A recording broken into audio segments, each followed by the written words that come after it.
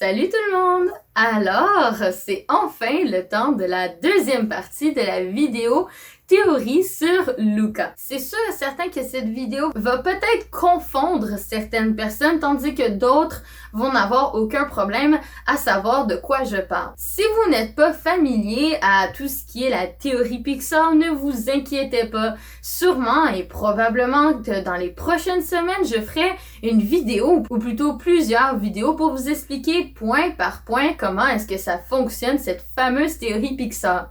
Mais pour vous faire un rapide résumé avant qu'on commence, la théorie Pixar suppose que tous les films Pixar, les films et pas nécessairement les courts-métrages, les films Pixar sont tous reliés sur la même timeline, que c'est juste différentes époques de notre humanité. Que ça commence avec le voyage d'Arlo et que ça défile complètement jusqu'à Monster et compagnie, laissez-moi vous expliquer aujourd'hui où est-ce que Luca se situe dans cette timeline.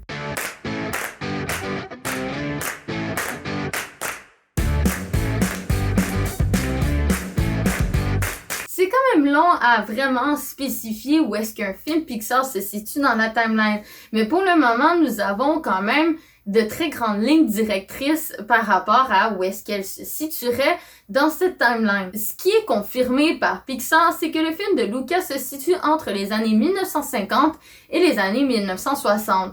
Donc, on peut clairement situer ce film environ dans les mêmes moments que les Incredibles. Et ce qu'on sait notamment, c'est que justement, ça pourrait donner l'explication de pourquoi est-ce que les gens, même s'ils ont peur, entre parenthèses, des Sea Monsters dans le film, pourquoi ceux-ci n'ont pas l'air d'être tant horrifiés ou médiatisés par rapport au fait que des Sea Monsters ont déjà été aperçus ou qui ont vécu plus ou moins dans le temps de l'humanité. Eh bien, en effet, parce qu'au même moment dans la timeline, les Incredibles existeraient. Donc, le fait d'avoir des super pouvoirs ou des gens un peu étranges ne serait pas surprenant pour personne. De plus, pour un peu plus appuyer les choses sur la timeline du fait de ils sont environ dans les mêmes moments que les Incredibles, c'est aussi par rapport au fait des animaux et de l'eau.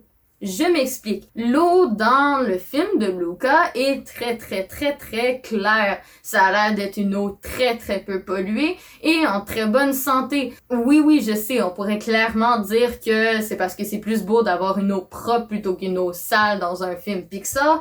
Mais après, si on veut le mettre dans la timeline, ça nous aide à la positionner dans le sens où les Incredibles se passent avant tout ce qui est par rapport à la conquête de la planète envers les animaux versus les humains et les robots.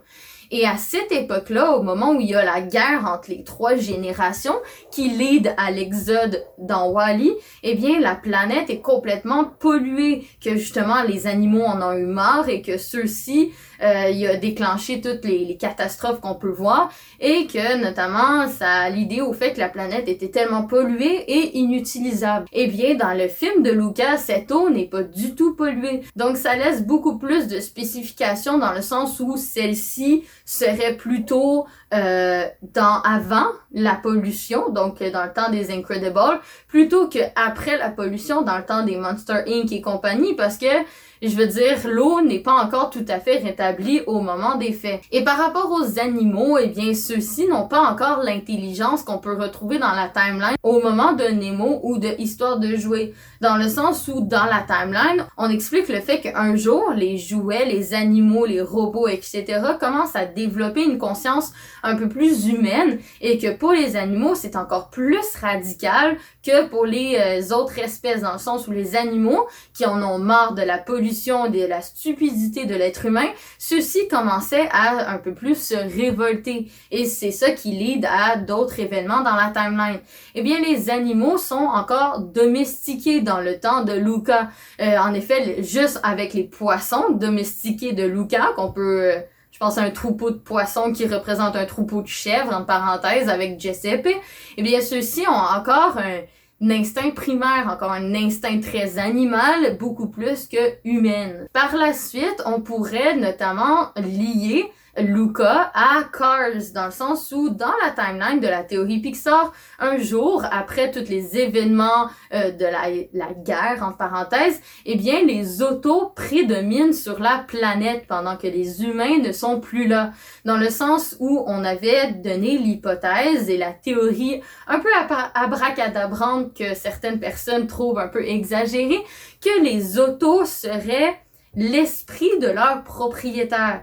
Dans le sens où chaque auto qu'on peut voir dans Cars, vu qu'ils ont pas de propriétaire, dans le sens qu'il y a personne dans la voiture, les autos sont des humains en forme de voiture, eh bien, ceux-ci auraient la pensée, en fait, auraient l'esprit et les caractéristiques de leur propriétaire avant l'exode humain. Et ça lie notamment ma vidéo sur le père d'Alberto. J'avais dit dans la vidéo, si vous ne l'avez toujours pas vu, vous pouvez cliquer juste en haut, mais j'avais expliqué dans la théorie du père d'Alberto que celui-ci s'appelait Bruno et que malheureusement, il a abandonné son fils et est parti pour de nouveaux horizons.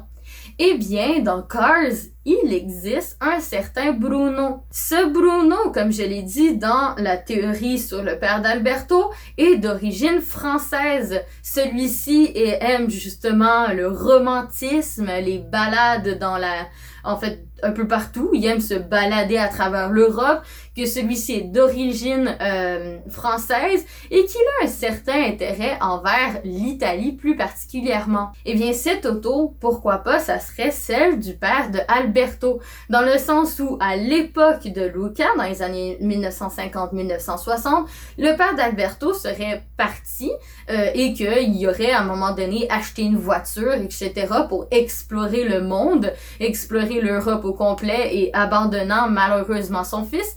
Eh bien, cette auto serait le Bruno qu'on retrouve dans Cars.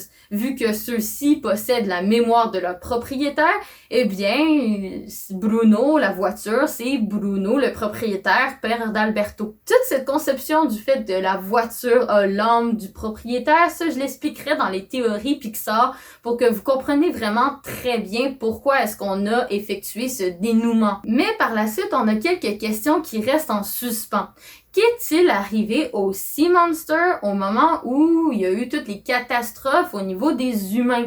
Est-ce que, justement, ceux-ci ont été exterminés? Est-ce que ceux-ci sont partis en exode avec les autres dans l'espace? Ou est-ce que ceux-ci sont restés à l'intérieur de l'eau?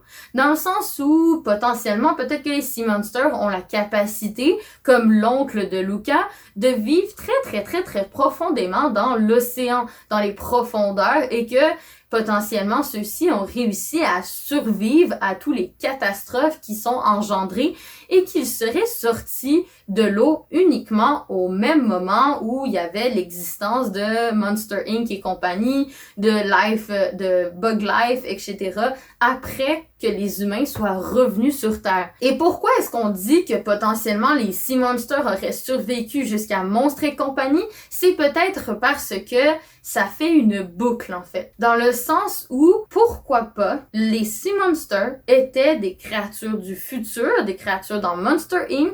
qui ont été exilées au moment des Incroyables pour faire la population de Sea Monsters, pour que ceux-ci survivent jusqu'au moment de Monster Inc. et qu'ils se fassent téléporter dans le passé. Dans le sens où ça fait une boucle qui, en fait, les gens du futur ont créé le passé pour que le passé crée le futur. Eh bien, je m'explique. Quand on parle de Monster Inc., au moment des faits de Monster Inc., qui est la fin de la timeline pour le moment de théorie Pixar, eh bien, on a supposé comme quoi est-ce que les Monster Inc., c'était un peu des mutations de ce qu'on a sur Terre, de la pollution, des humains qui sont revenus, des insectes ou des animaux qui ont survécu, et potentiellement des Sea Monsters qui ont survécu et eux aussi mutés pour donner les Monster Inc. Malheureusement, à l'époque de Monster Inc., les humains n'existent plus, entre parenthèses. Donc, pour faire leur énergie, comme ils disent, ils doivent traverser des portes pour aller chercher des humains qui vont crier ou rire maintenant pour vous donner de l'énergie aux monsters.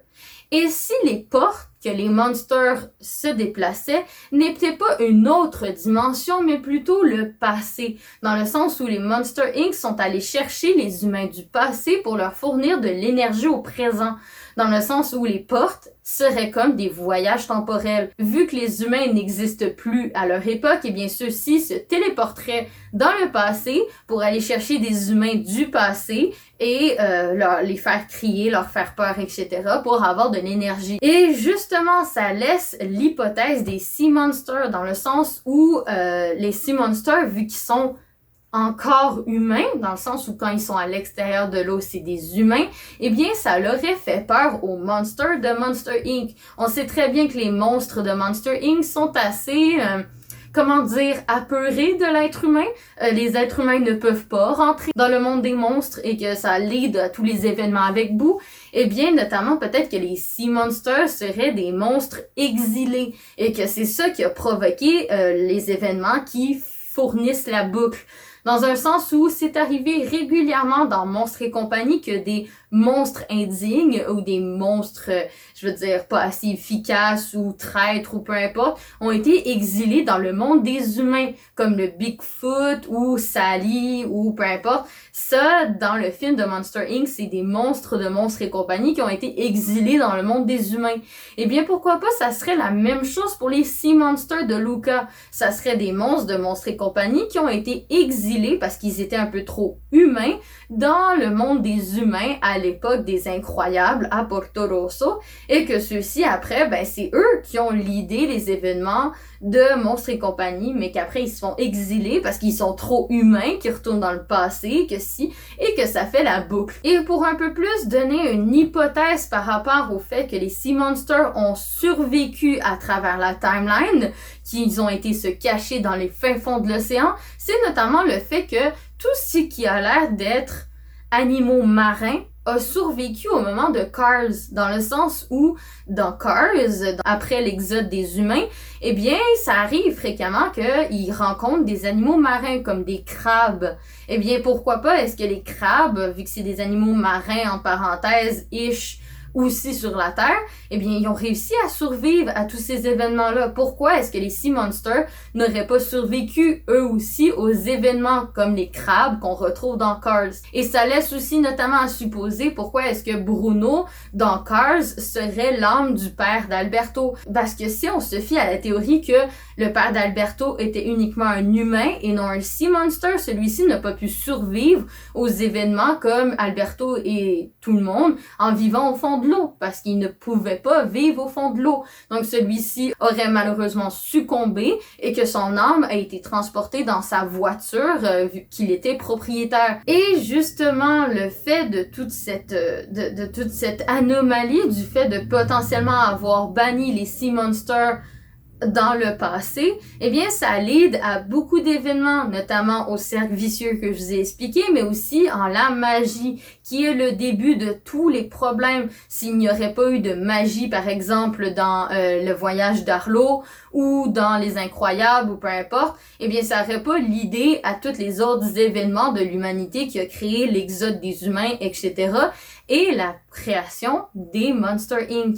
Mais c'est aussi ce qui explique comment est-ce que Boo arrive à se transporter. Eh bien oui, il y a beaucoup d'hypothèses qui font dire que Boo n'a jamais réussi à passer le cap de la perte de Sully et de Mike Wazowski et que celle-ci essaye tant bien que mal de traverser les portails en utilisant des portes. Est-ce que cela vous donne quelques indices? En effet, si on prend le film de Brave avec Merida, celle-ci fait partie d'une des premières timelines de la théorie Pixar, tout juste après le voyage d'Arlo. Et dans ce film, la magie est très importante, c'est le lead principal du film et c'est aussi le lead principal de la théorie Pixar. Eh bien, il y a une personne dans ce film qui est très très ressemblant à notre très cher Boo. Et oui, je vous parle bien de la sorcière. Celle-ci prend des portes pour changer son environnement et passer d'un endroit à l'autre. Ça vous rappelle pas beaucoup d'événements qui se passent dans Monster Inc? Eh bien oui, Boo serait, d'après la théorie, la vieille sorcière dans Brave. En fait, c'est une Boo qui aurait essayé de justement retourner dans le passé, qui aurait découvert la magie que les Monster Inc. auraient découvert à travers les portes, de pouvoir voyager dans le temps, et celle-ci serait remontée un petit peu trop loin dans le temps et qu'elle essaierait, tant bien de mal, de retrouver ses deux amis. Et voilà, la boucle est fermée, c'est comme ça qu'on explique pour le moment où est-ce que Lucas se situe dans cette théorie. Donc, j'espère que ceci n'a pas été un petit peu dur à comprendre. Eh bien, peut-être que ça va être un peu plus clair au moment où je vais vous expliquer la théorie Pixar au complet. Mais pour le moment, ça va être tout. J'espère que cette vidéo vous a plu et je vous fais des gros bisous du Québec!